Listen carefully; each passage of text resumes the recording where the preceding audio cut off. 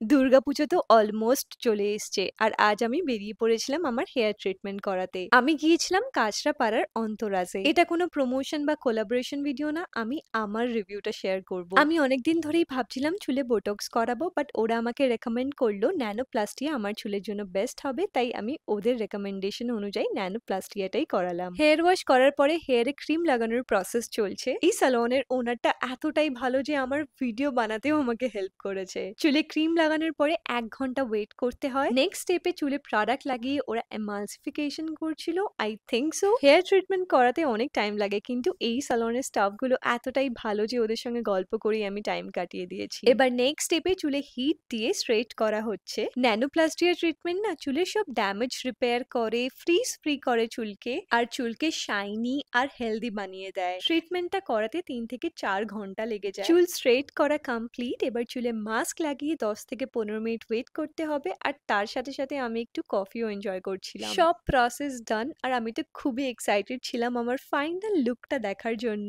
Just look at my hair, এমন মনে হচ্ছে আমার চুল নিজের জীবন ফিরে পেয়েছে। It's looking shiny, smooth and most importantly healthier. আমার এই হেয়ার ট্রান্সফরমেশনটা তোমাদের কেমন লাগলো? আর ন্যানোপ্লাস্টিয়া নিয়ে কোনো যদি কোয়েশ্চেন থাকে তাহলে কমেন্টে করতে পারো।